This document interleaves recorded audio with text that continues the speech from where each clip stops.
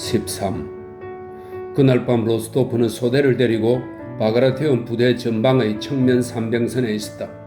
그의 경기병들은 둘씩 짝을 지어 산병선에 흩어져 있었다. 그 자신은 도저히 저항할 수 없이 몰아치는 잠을 이기려 애쓰면서 말을 타고 산병선을 따라 왔다 갔다 했다. 그의 뒤로는 아군의 모닥불이 안개 속에서 어렴풋이 타오르는 거대한 공간이 보였고 앞은 안개 자욱한 어둠이었다.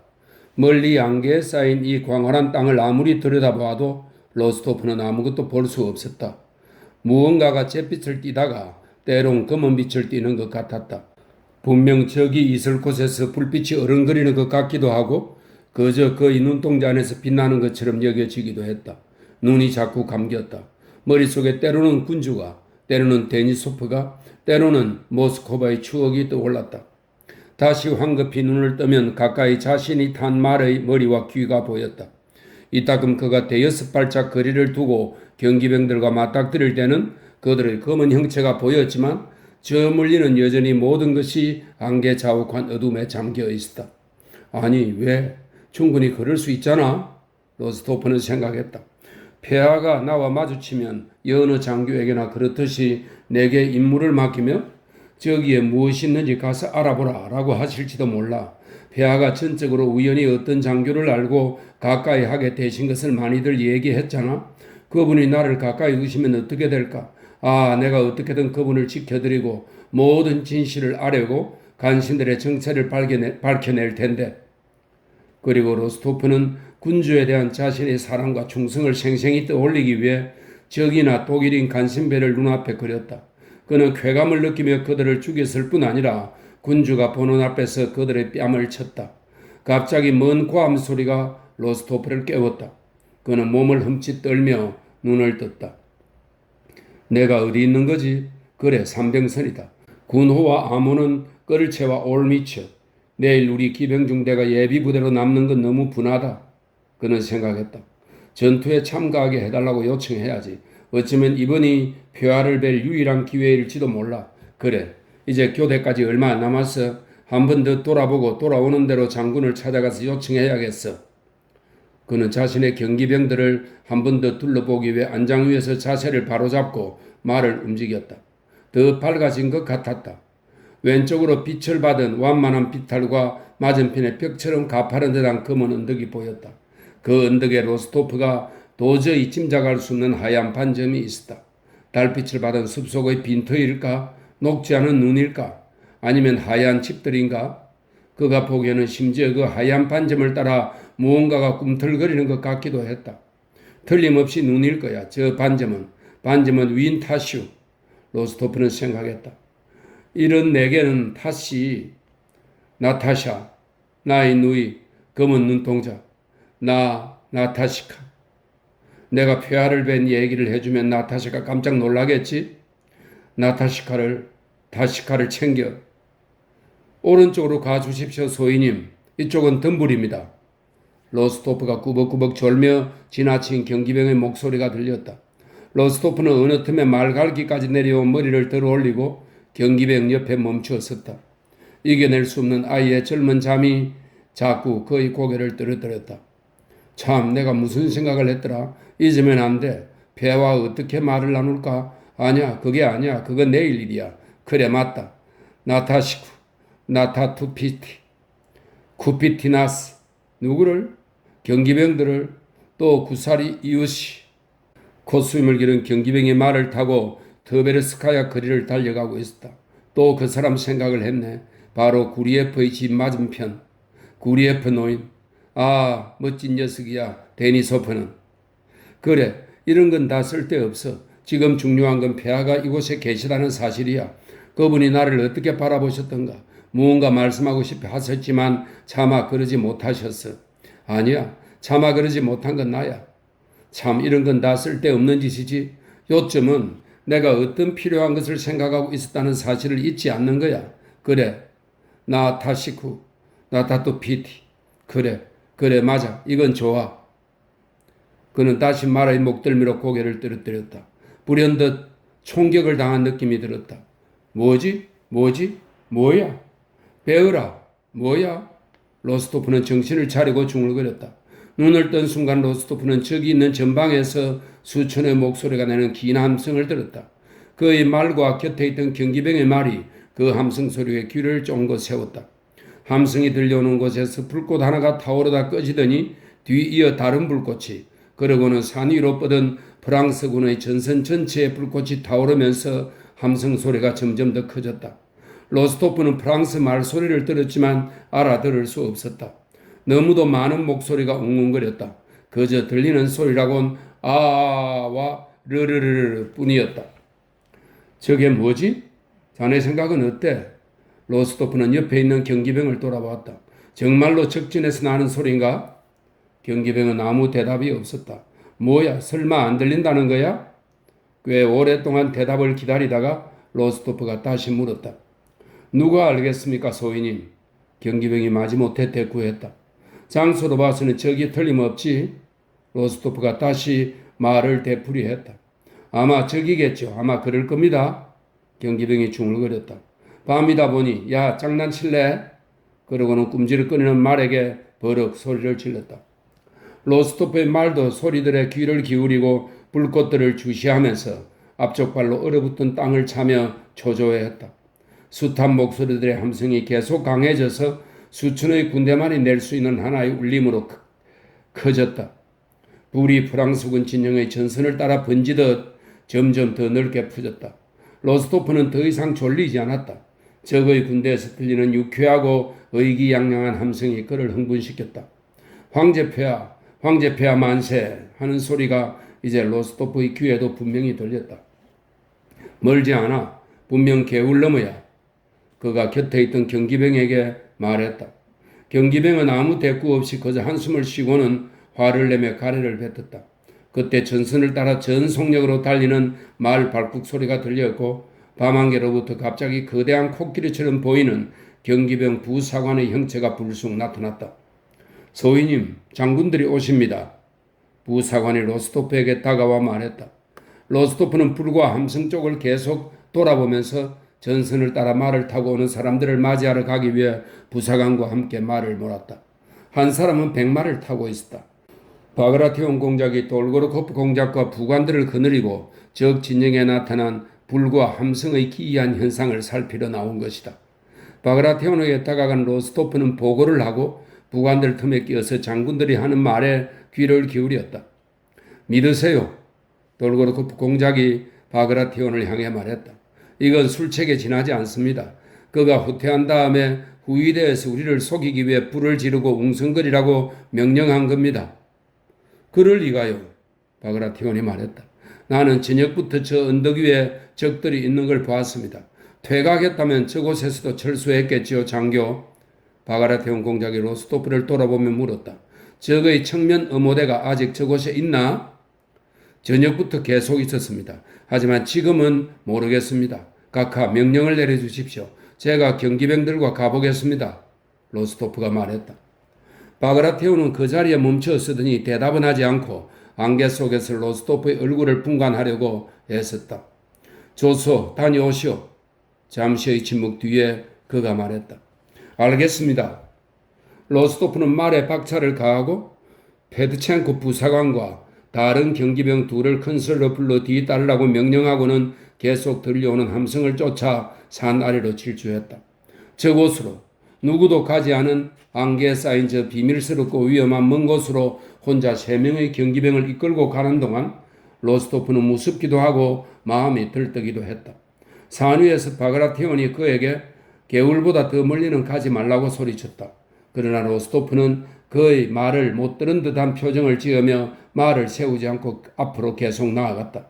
덤불을 나무로 수레바퀴 자국을 사람들이 끊임없이 착각하면서 또 끊임없이 자신의 오해를 변명하면서 산을 질주해 내려온 그의 눈에는 더 이상 아군 진영의 불도 적진의 불도 보이지 않았지만 프랑스군의 함성 소리는 더 크고 분명하게 들려왔다.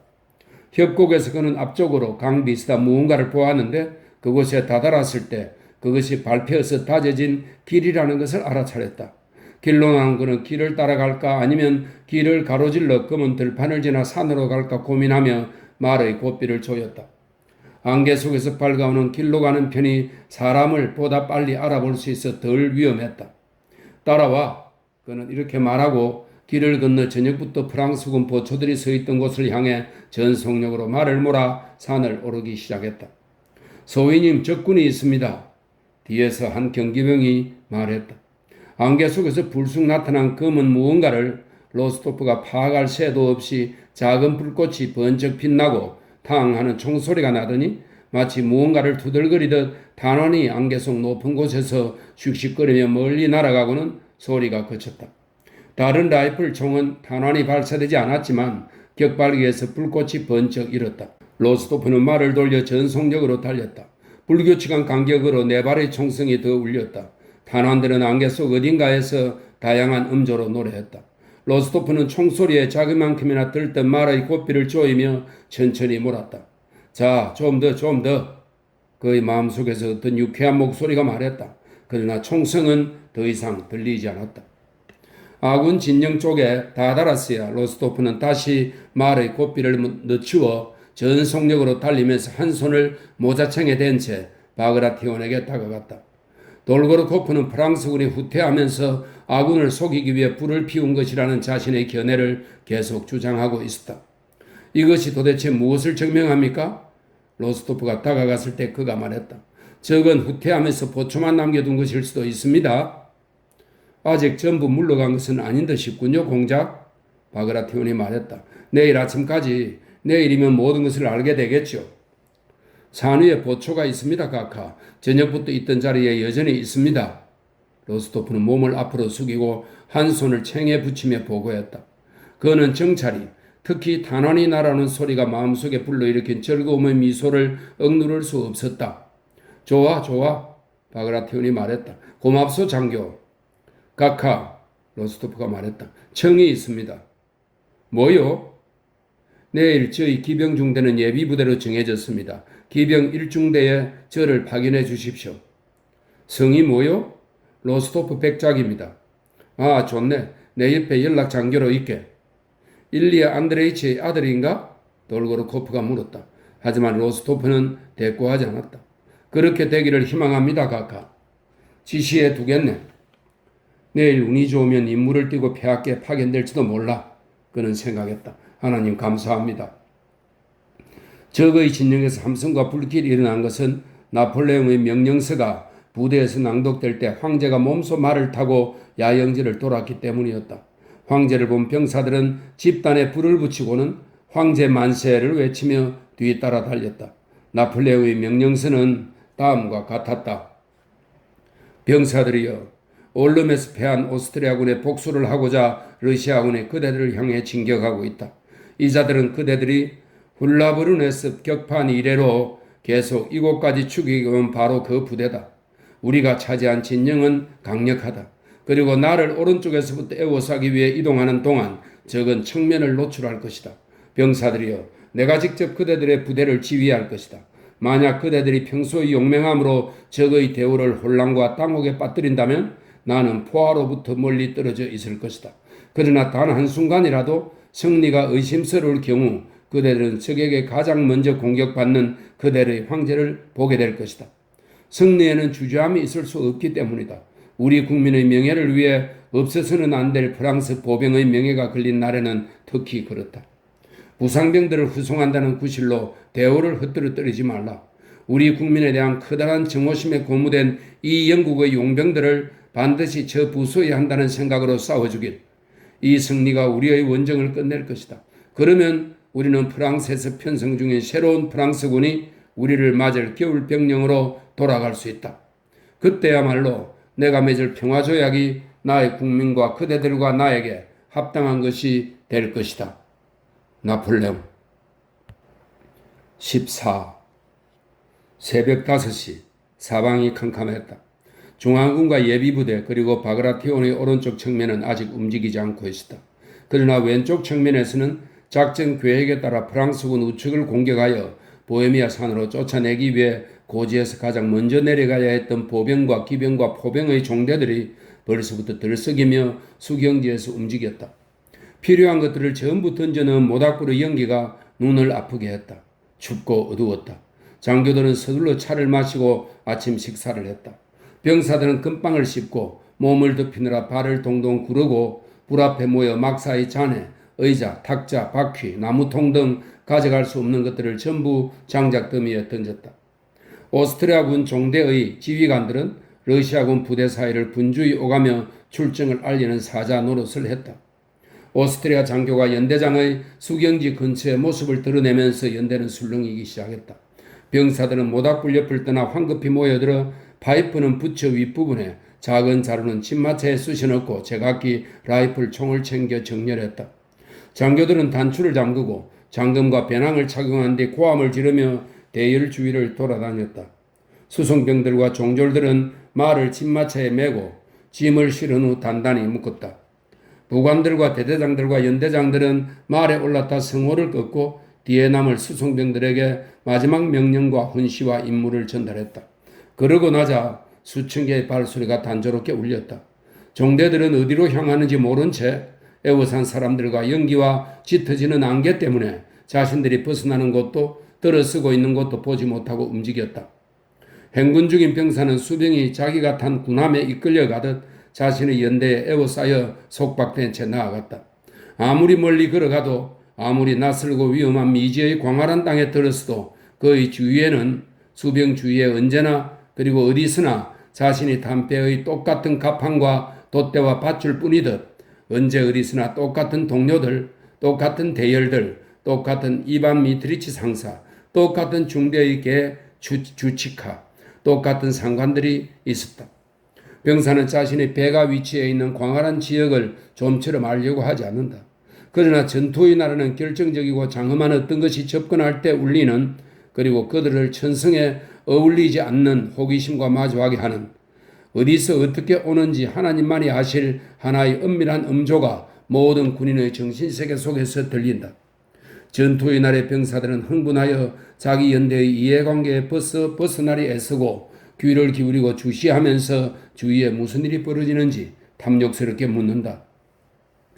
동이 텄는데도 안개가 너무 짙어져 10걸음 앞도 보이지 않았다. 덤불이 거대한 나무처럼 보이고 평지가 절벽과 비탈처럼 보였다.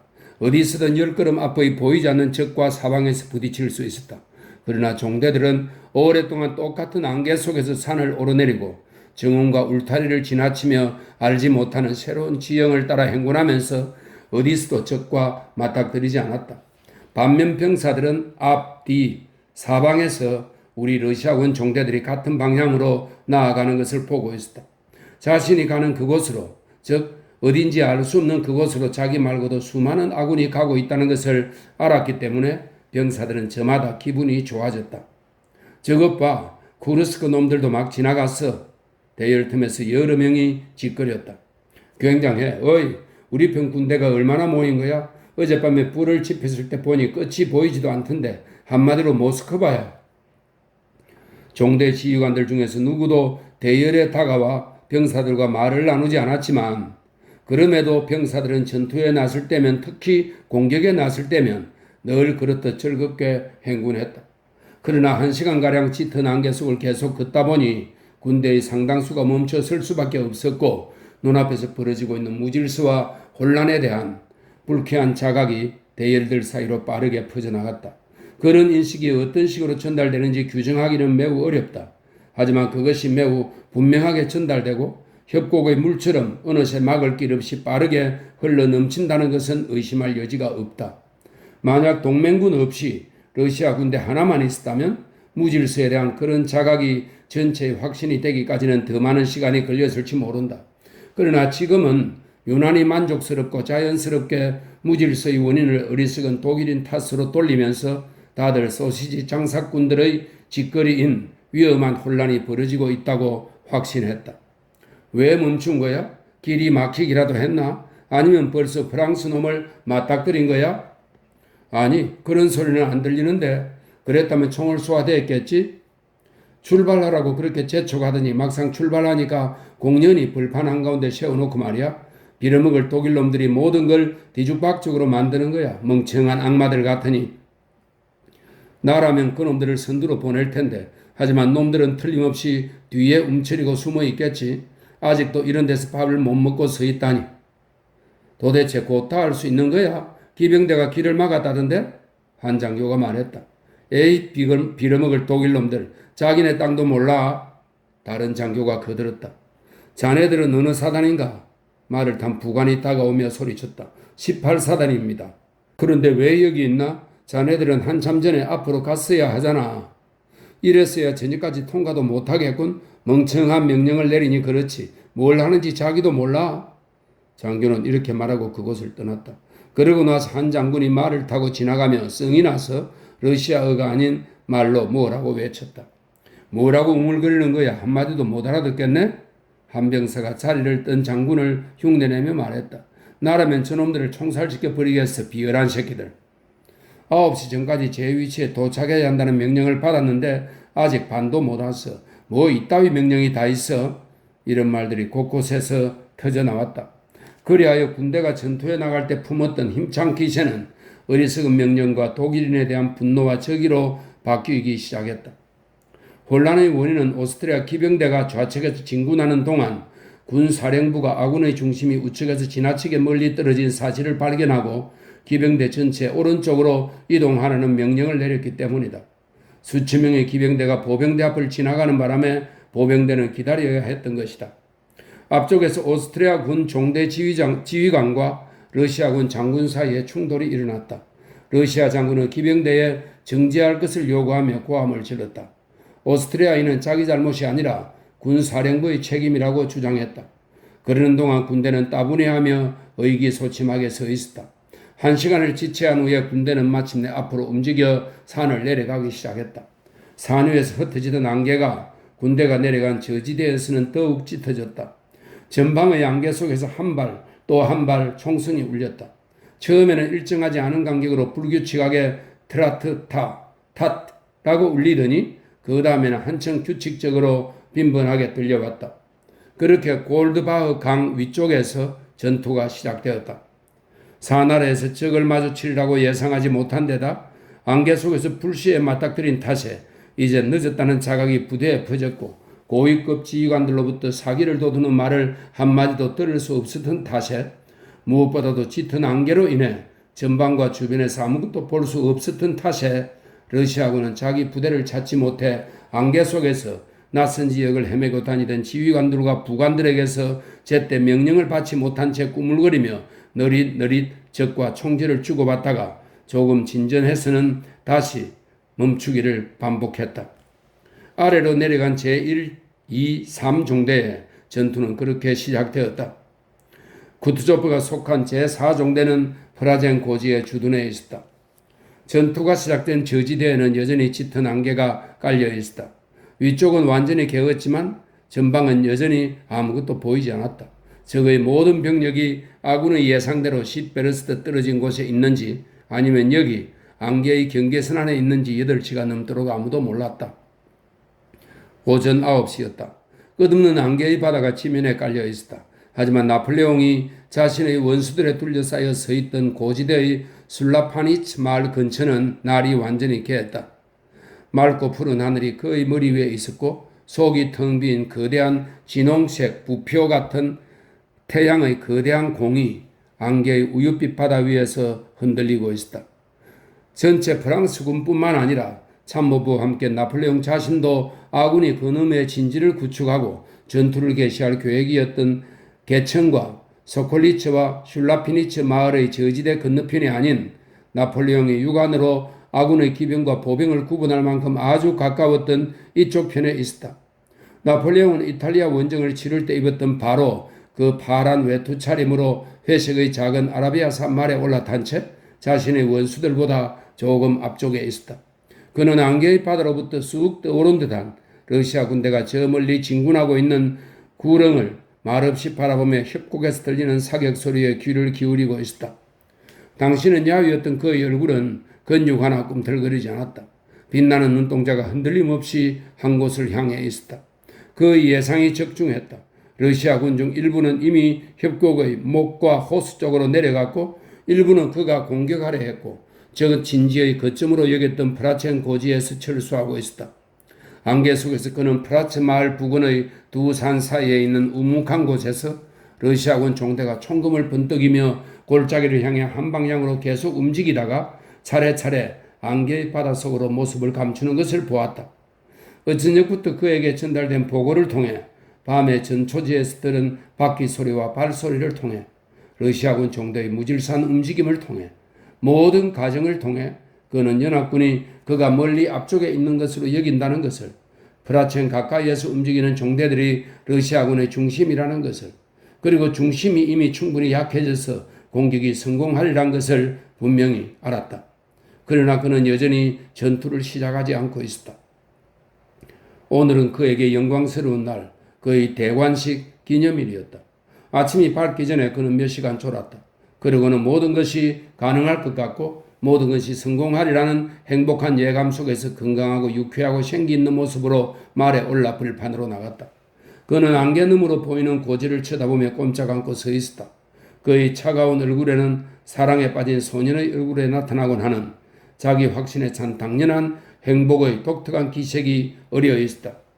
원수들은 그의 뒤에 서서 감히 그의 주위를 흩뜨릴 엄두를 내지 못했다. 그는 프라첸 고지와 안개 속에서 떠오른 태양을 번갈아 바라보았다. 태양이 안개에서 완전히 벗어나 눈을 멀게 할 듯한 광채를 벌판과 안개에 흩뿌리자 그는 아름다운 손에서 장갑을 벗어 그것으로 원수들에게 신호를 보내고 전투를 시작하라는 명령을 내렸다. 원수들은 부관을 대동하고 사방으로 말을 달렸다.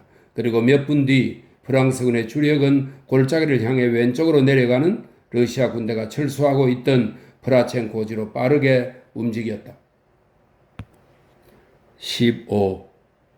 8시에 쿠트조프는 이미 아래로 내려간 프시비셰프스키와 랑주롱의 종대에 있던 곳을 막기로 되어 있던 밀로라도비치의 제4종대 앞에서 프라츠 마을을 향해 말을 몰고 출발했다. 그는 선두에 있던 연대의 병사들과 인사를 나누고 진군 명령을 내렸다. 이로써 그는 이 종대를 직접 이끌겠다는 의지를 보인 것이다. 프라츠 부근에 이르자 그는 말을 멈추었다. 안드레이 공작은 총사령관의 수행단을 이룬 사람들 틈에 섞여 그의 뒤에 서 있었다. 안드레이 공작은 오래전부터 기다리던 순간이 닥칠 때 인간이 경험하는 흥분과 초조, 그리고 그와 동시에 신중하고 침착한 기분을 느꼈다. 그는 오늘이 그의 톨롱이나 아르콜레 다리의 날이 되리라고 굳게 믿었다. 어떻게 그렇게 될지는 몰랐지만 그렇게 되리라는 것은 굳게 확신했다. 지형과 아군의 배치에 대해 그가 아는 정도는 아군의 여느 누구와 다를 바 없었다. 그는 이제 명백히 실행에 옮길 생각을 할 만한 것도 없는 자기 자신의 전략을 잊었다. 이제 이미 바이로트의 계획에 들어서고 있어서 안드레이 공작은 발생 가능한 온갖 가능성을 떠올리고 자신의 빠른 판단과 결단이 요구될 수 있는 새로운 상황을 고려했다. 안개 사인 좌측 아래쪽에서 눈에 보이지 않는 두 군대가 교전을 벌이는 총소리가 들려왔다. 안드레이 공작이 보기에는 그곳에 전투가 집중되고 그곳에서 장애물을 만나게 될 것 같았다. 그는 생각했다. 나는 여달이나 사단과 함께 저곳으로 파견되겠지. 저곳에서 손에 군기를 들고 앞으로 나아가며 내 앞에 있는 모든 것을 부수고 말리라. 안드레이 공작은 지나가는 대대들의 군기를 무심하게 바라볼 수 없었다. 깃발을 바라보며 그는 계속 생각했다. 어쩌면 저것이 내가 군대의 선두에서 진격할 때 쥐게 될 깃발일지도 몰라. 동틀 무렵 고지에는 밤안개가 서리만 남겨서 이슬로 바뀌어 갔지만 골짜기에는 여전히 하얀 우윳빛 안개의 바다가 깔려 있었다. 아군이 내려간 골짜기 왼쪽에는 아무것도 보이지 않고 총소리만 들려올 뿐이었다. 고지 위에 맑게 갠 어둑한 하늘이 있고 오른쪽에는 거대한 태양의 공이 있었다. 앞쪽 멀리 안개의 바다 기슭에는 적군이 있음에 틀림없는 나무가 우거진 구렁들이 서서히 떠오르며 모습을 드러냈다. 그리고 무언가가 보였다. 오른쪽으로 발걸음 소리와 바퀴 소리를 울리며 이따금 총금을 번뜩이는 근위대가 안개 지역으로 들어서고 있었고 왼쪽으로 마을 너머에서는 그만큼 많은 기병대들이 안개의 바다로 다가가 자취를 감추고 있었다. 앞쪽과 뒤쪽에서 보병대가 움직였다. 총사령관은 마을 입구에 서서 자기 옆으로 군대를 통과시켰다. 이날 아침 쿠트조프는 몹시 피로하고 신경이 예민해 보였다. 그의 옆을 지나던 보병대가 명령도 없이 멈추었었다. 전방의 무언가가 앞을 가로막았기 때문인 듯 했다. 이제 대대빌로 정렬해서 마을을 우회하라고 하시오. 쿠트조프가 다가오는 장군에게 성을 내며 말했다. 어째서 이해를 못하는 거요, 장군? 적을 향해 가는데 마을의 이런 좁은 길을 따라 길게 늘어설 수는 없지 않소. 마을 밖에서 부대를 정렬시킬 생각이었습니다, 각하. 장군이 대답했다. 쿠트조프는 신경질적으로 웃어댔다. 적의 눈앞에서 전선을 펼치다니 잘하시는 일이요. 아주 좋아요. 적은 아직 멀리 있습니다, 각하. 작전 계획에 따르면 작전 계획이라니. 쿠트조프가 신경질적으로 고함을 질렀다. 누가 당신에게 그런 것을 말해 주었소? 제발 명령대로 해 주시오. 알겠습니다. 친구, 네스비츠키가 안드레이 공작에게 소곤거렸다. 노인네가 기분이 아주 안 좋은데? 하얀 군복을 입고 군무에 녹색 키트를 단 오스트리아 장교가 쿠트조프에게 말을 달려와 제4종대가 전투에 나섰는지 황제의 이름으로 물었다. 쿠트조프는 대꾸 없이 얼굴을 돌렸다. 느닷없이 그의 시선이 곁에 서 있던 안드레이 공작에게 향했다. 볼콘스키를 보고 쿠트조프는 지금 벌어지는 일이 부관의 잘못이 아니라는 것을 깨달은 듯 저기에 찬 신랄한 눈빛을 누그러뜨렸다. 그는 오스트리아 부관에게는 대답하지 않고 볼콘스키를 향해 말했다. 이보시게 3사단의 마을을 통과했는지 가서 보고 오시오. 그들에게 진군을 멈추고 내 명령을 기다리라고 전해요. 안드레이 공작이 막 떠나려는데 쿠트조프가 불러 세웠다. 그리고 저격병들을 배치했는지 물어보시오. 그가 덧붙였다. 뭘 하는지, 도대체 뭘 하는 건지. 그는 여전히 오스트리아인에게는 대답하지 않고 혼자 말을 중얼거렸다. 안드레이 공작은 임무를 수행하기 위해 말을 달렸다. 그는 선두에서 행군하던 대대들을 전부 앞질러 제3사단을 멈춰 세우고 아군의 종대 앞에 저격병의 삼병선이 없음을 확인했다. 연대 앞에 있던 연대장은 저격병들을 배치하라는 총사령관의 명령을 전달받자 몹시 놀랐다. 연대장은 앞에 다른 부대가 더 있다고 10베르스트 이내에는 적이 있을 리 없다고 확신하며 그곳에 서 있었던 것이다. 정말로 전방에는 앞쪽이 경사지고 짙은 안개에 덮인 황량한 지형 외에 아무것도 보이지 않았다.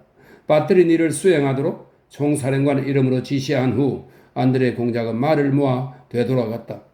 쿠트조프는 여전히 같은 자리에 서서 노인답게 안장 위에서 뚱뚱한 몸을 축 늘어뜨리고 눈을 감은 채 크게 하품을 했다. 부대는 이미 진군을 멈추고 라이플 총을 벗어 발치에 세워 놓았다. 좋아. 그는 안드레이 공작에게 말하면서 좌측의 종대가 전부 내려갔으니 이제 진군할 때가 되지 않았냐고 손에 시계를 들고 말하는 장군을 돌아보았다. 아직 시간이 있어 장군. 쿠트조프가 하품을 하며 말했다. 시간이 있어요. 그가 되풀이해서 말했다. 그때 쿠트조프의 뒤쪽 멀리서 연대들이 경의를 표하는 소리가 들려오기 시작했다. 그 목소리는 진격 중인 러시아 종대의 길게 뻗은 대열 전체를 따라 빠르게 가까워졌다. 인사를 받는 사람이 빠르게 말을 몰고 오는 것이 분명했다. 쿠트조프 바로 뒤에 있는 연대의 병사들이 함성을 지르자 그는 옆으로 약간 물러나 인상을 쓰며 돌아보았다. 브라첸에서 오는 길을 따라 기병 중대처럼 보이는 다채로운 복장의 기수들이 말을 달렸다. 그중 두 사람이 다른 사람들 앞에서 대단히 빠른 속도로 나란히 말을 달렸다. 한 사람은 검은 군복에 하얀 깃털 장식을 단 군모를 쓰고 꼬리를 짧게 자른 젓갈색 말을 탔으며 다른 한 사람은 하얀 군복을 입고 검은 말을 타고 있었다. 수행단을 거느린 두 황제였다. 쿠트조프가 서 있던 부대를 향해 전선에 출정한 노련한 군대의 허세를 드러내며 차려 하고 명령을 내린 뒤 경례를 하면서 황제 쪽으로 말을 몰았다. 그의 모습과 태도가 돌변했다. 그는 스스로 판단을 내리지 않는 종속적인 사람의 표정을 지었다. 그는 알렉산드로 황제에게 분명 불쾌한 충격을 안겨주었을 가식적인 정중한 태도로 다가가 경례를 했다.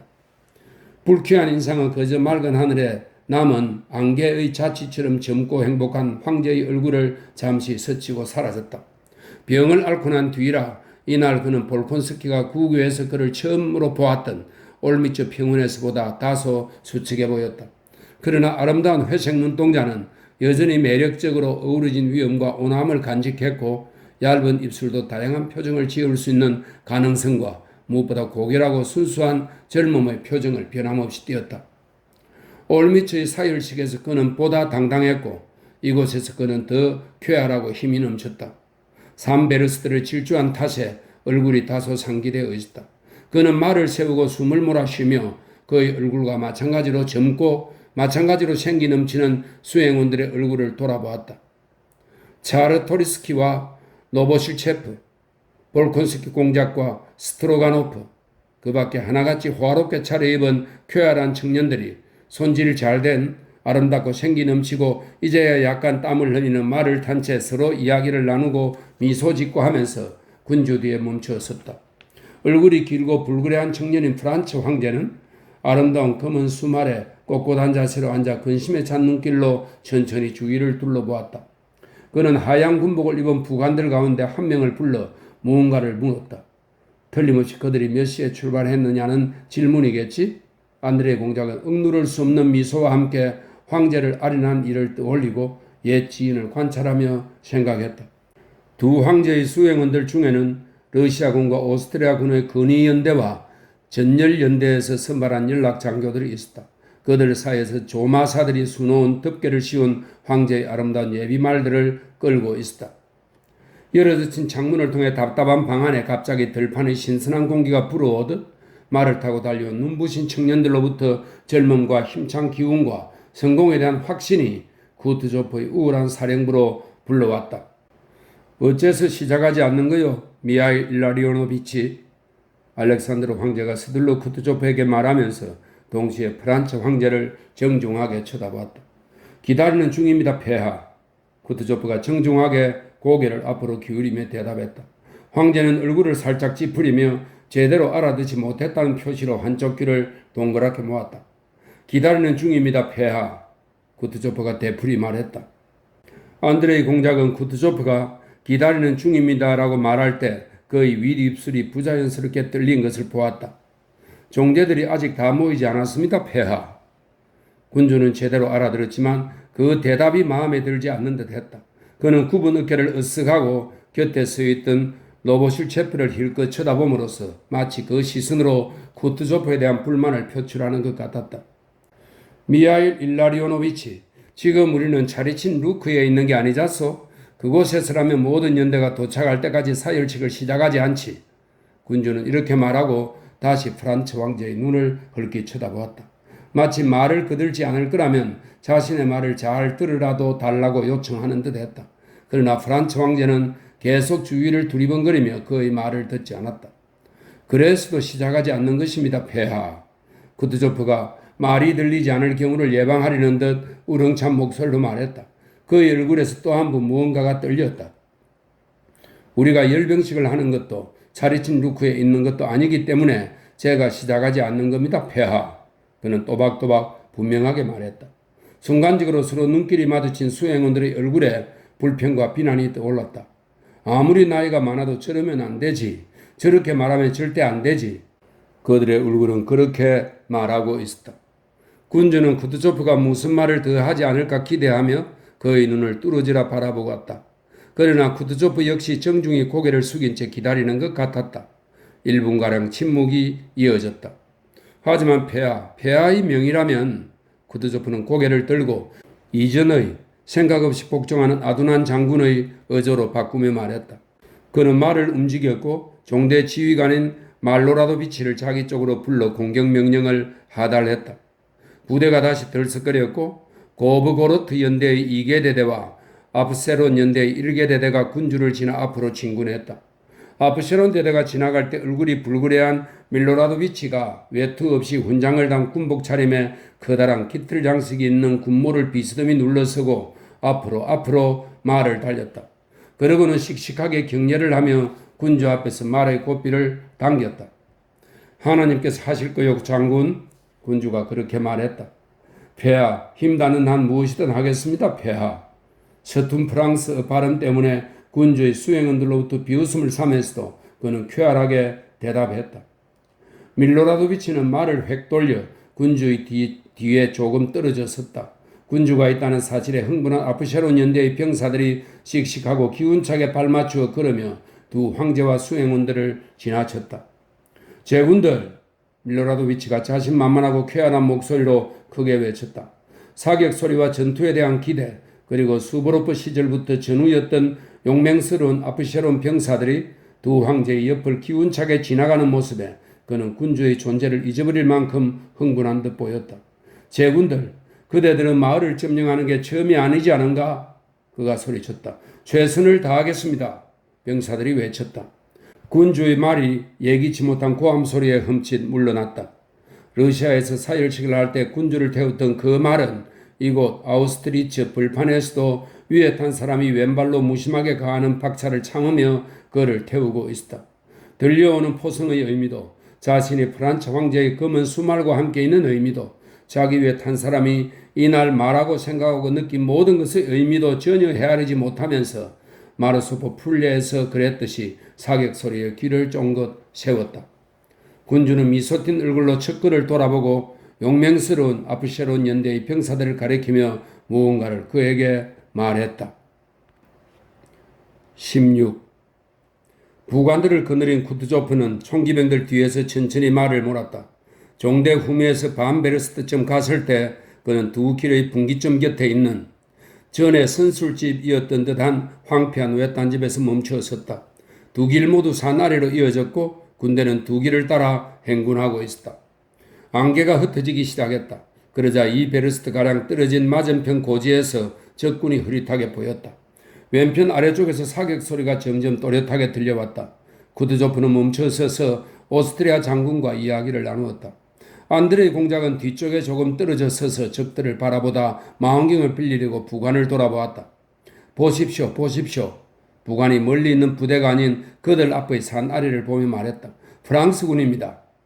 그 말에 두 장군과 부관들이 앞다투어 망원경을 잡았다. 모든 사람의 표정이 갑자기 변했고 모두의 얼굴에 공포가 떠올랐다.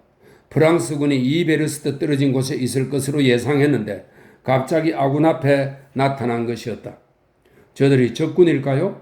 아닙니다. 맞아요. 보십시오. 저들은 분명 이게 어찌된 일일까요? 목소리 들렸다. 안드레이 공작은 오른편 아래에서 아프쉐론 병사들을 향해 빽빽하게 올라오는 프랑스군 종대를 육안으로 보았다. 쿠투조프가 선 곳에서 채 500걸음도 떨어지지 않은 곳이었다. 드디어 왔군. 결정적인 순간이 왔어. 이제 나의 차례가 온 거야. 안드레이 공작은 이렇게 생각하며 말에 박차를 가해 쿠투조프에게 다가갔다. 아프쉐론 연대의 병사들을 멈춰 세워야 합니다. 카카. 그가 소리쳤다. 하지만 바로 그 순간 모든 것이 연기로 덮이고 가까이에서 총소리가 울렸다. 안드레이 공작으로부터 두 걸음 떨어진 곳에서 두려움에 쌓인 순박한 목소리가 외쳤다. 자, 형제들, 일 끝났어. 그 목소리는 마치 구령 같았다. 그 목소리에 모두들 달아나기 시작했다. 점점 늘어나는 혼잡한 무리는 5분 전에 군대가 두 황제의 옆을 지나갔던 장소로 되돌아 달려갔다. 무리를 멈춰 세우기도 어려웠지만 무리와 함께 뒤로 떠밀리지 않는 것도 불가능했다. 볼콘스키는 쿠투조프에게서 떨어지지 않으려고 애쓰며 눈앞에서 무슨 일이 벌어지는지 이해하지 못한 채 당혹스러운 표정으로 주위를 두리번거렸다. 네스비처키는 그답지 않게 벌겋게 상기된 얼굴에 격분한 표정을 띠고서 쿠투조프에게 지금 떠나지 않으면 틀림없이 사로잡힐 것이라고 소리쳤다. 쿠투조프는 그 자리에 그대로 서서 아무 대꾸 없이 손수건을 꺼냈다. 그의 뺨에서 피가 흘렀다. 안드레이 공작이 사람들을 해치고 다가갔다. 다치셨습니까? 그는 아래턱의 떨림을 가까스로 억누르며 물었다. 다친 곳은 여기가 아니라 바로 저곳이오. 쿠투조프가 상처를 입은 뺨을 손석으로 누른 채 달아나는 병사들을 가리키며 말했다. 저들을 멈추시오. 그는 외침과 동시에 그들을 멈춰 세울 수 없다는 것을 확신한 듯 말에 박차를 가해 오른쪽으로 갔다. 또다시 밀어닥친 달아나는 병사들의 무리가 그를 덮쳐 뒤쪽으로 끌고 갔다. 군대가 어찌나 빽빽하게 무리를 이루어 달리는지 일단 무리에 휩쓸리면 벗어나기가 힘들었다. 누군가는 어서 가, 뭘 꾸물거려? 하고 소리쳤고 누군가는 그 자리에서 등을 돌려 허공에 총을 쏘아댔고 누군가는 쿠투조프가 탄말을 후려쳤다. 사람들의 급류에서 안간힘을 다해 왼쪽으로 벗어난 쿠투조프는 절반 넘게 줄어든 수행원들을 거느리고 포성이 들리는 쪽으로 말을 몰았다. 폐주병들의 무리에서 벗어나 쿠투조프에게서 떨어지지 않으려고 애쓰던 안드레이 공작은 연기에 휩쓸린 산비탈에서 여전히 대포를 쏘고 있던 러시아 포병 중대와 그들 쪽으로 달려가는 프랑스 군을 보았다. 좀 더 위쪽에는 러시아군 보병대가 포병 중대를 돕기 위해 전진하려고 폐주병들과 같은 방향으로 후퇴하려고도 하지 않고 서 있었다. 보병대에서 말을 탄 장군이 떨어져 나와 쿠트조프에게 다가왔다. 쿠트조프의 수행원 가운데 남은 사람은 4명뿐이었다. 다들 창백한 얼굴로 말없이 서로에게 눈짓만 보냈다. 저 파렴치한 놈들을 멈추게 하시오. 쿠트조프는 연대장에게 달아나는 병사들을 가리키며 숨가쁘게 말했다. 그러나 바로 그 순간 그 말에 대한 벌이라는 듯 총알이 윙윙 소리를 내며 연대와 쿠트조프의 수행원들에게 새떼처럼 날아들었다. 포병 중대를 공격하던 프랑스군이 쿠트조프를 보고 그에게 총을 쏘아댔던 것이다. 그 일제사격의 연대장은 한쪽 다리를 움켜잡았고 몇몇 병사들이 쓰러졌으며 군기를 들고 서 있던 특무상사는 군기를 놓쳤다. 군기가 이리저리 흔들리다 쓰러지며 옆에 있던 병사들의 라이플 총에 걸렸다. 병사들은 명령도 받지 않았는데 사격을 시작했다. 쿠트조프가 절망에 찬 표정으로 울부짖으며 주위를 보았다. 볼콘스키, 그가 늙어버린 자신의 무력함을 깨닫고 떨리는 목소리로 속삭였다. 볼콘스키, 그가 무질서한 대대와 적군을 가리키며 속삭였다. 이게 도대체 뭐란 말인가? 그러나 그가 말을 채 끝내기 전에 안드레 공작은 목구멍으로 치밀어 오르는 수치와 분노의 눈물을 느끼며 말에서 훌쩍 뛰어내려 군기를 향해 달려갔다. 제군들 전진하라. 그가 어린아이 같은 높고 날카로운 목소리로 부르짖었다. 드디어 때가 왔다. 깃대를 쥐고 바로 그를 겨냥한 것이 분명한 총소리를 쾌감과 함께 들으며 안드레 공작은 생각했다. 몇몇 병사들이 쓰러졌다. 우라! 안드레 공작은 무거운 군기를 두 손으로 간신히 지탱하며 외치고는 대대 전체가 뒤따라 달려오리라는 확신과 함께 앞으로 돌격했다. 실제로 그가 혼자 달린 것은 겨우 몇 걸음에 지나지 않았다. 한 병사가 움직이자 또 한 병사가 움직이고 이었고 전 대대가 우라 하는 함성과 함께 그를 앞질러 돌격했다. 대대 부사관이 달려와 안드레 공작의 두 손에서 무게 때문에 흔들리는 군기를 넘겨받았지만 곧바로 전사하고 말았다. 안드레 공작은 다시 군기를 움켜잡고 깃대를 질질 끌며 대대와 함께 달렸다. 그의 앞에 아군 포병들이 보였다. 어떤 이들은 적과 싸우고 있었고 어떤 이들은 대포를 버리고 그를 향해 달려왔다. 그는 포병대의 말을 붙잡고 대포를 돌리는 프랑스군 포병들도 보았다. 안드레 공작과 대대는 대포에서 20걸음 떨어진 곳에 있었다. 머리 위에서 쉴 새 없이 윙윙대는 총탄 소리가 들렸고 그의 양옆에서 병사들이 계속 신음하며 쓰러졌다. 하지만 그는 그들을 보지 않았다. 오로지 그의 앞 포병 중대에서 벌어지는 일만 주시했다. 원통형 군모를 비스듬히 쓴 채 꽂을 때 한쪽 끝을 잡아당기는 한 붉은 머리 포병의 모습이 뚜렷하게 보였다. 꽂을 때 반대쪽 끝은 프랑스 병사가 잡아당기고 있었다. 안드레 공작은 자신들이 무엇을 하고 있는지 모르는 듯한 두 사람의 얼굴에서 당황한 기색과 더불어 적의에 찬 표정을 보았다. 저들은 뭘 하는 걸까? 안드레 공작은 그들을 쳐다보며 생각했다. 어째서 붉은 머리 포병은 무기도 없으면서 달아나지 않는 걸까? 어째서 저 프랑스인은 그를 죽이지 않는 걸까? 여기까지 달려오기 전에 프랑스인이 무기를 생각해내고 그를 죽이겠지? 실제로 다른 프랑스인이 서로 맞붙어 싸우는 두 사람에게 라이플 총을 겨누고 달려왔다. 그래야 무엇이 자신을 기다리는지 여전히 모르는 채 의기양양하게 꼬질대를 잡아챈 붉은 머리 포병의 운명이 막 결정되는 순간이었다. 그러나 안드레 공작은 그 운명이 어떻게 끝났는지 보지 못했다. 마치 가장 가까이 있는 병사들 가운데 누군가가 단단한 몽둥이를 힘껏 휘둘러 그의 머리를 친 것 같았다. 조금 아프기도 했지만 무엇보다도 통증이 주위를 흩뜨려 그가 주시하던 장면을 보지 못하도록 방해했기 때문에 불쾌했다. 어떻게 된 거지? 내가 쓰러지는 건가? 다리에 힘이 풀려. 이런 생각이 들고 나서 그는 뒤로 쓰러졌다. 그는 프랑스인들과 포병들의 싸움이 어떻게 끝나는지 보고 싶어서 붉은 머리 포병이 죽었는지 살았는지 대포를 빼앗겼는지 지켰는지 알고 싶어서 눈을 떴다. 그러나 아무것도 보이지 않았다. 그의 위에는 하늘 외에는 높은 하늘, 맑지는 않지만 그럼에도 헤아릴 수 없이 높은 하늘, 회색 구름이 조용히 떠다니는 하늘 외에는 아무것도 없었다. 정말 고요하고 평온하고 장엄하구나. 내가 달릴 때와 전혀 달라. 안드레 공작은 생각했다. 우리가 달리고 소리치고 싸울 때와는 달라. 프랑스인과 포병이 적의와 두려움에 찬 얼굴로 서로 꼬질대를 잡아당기던 때와 전혀 달라. 저 높고 끝없는 하늘에서 구름은 전혀 다르게 흘러가는구나. 왜 전에는 저 높은 하늘을 보지 못했을까? 마침내 저 하늘을 알게 되었으니 난 얼마나 행복한가. 그래, 저 끝없는 하늘 말곤 모든 게 공허해. 다 거짓이야. 저 하늘 외에는 아무것도 없다. 하지만 심지어 그마저도 없다.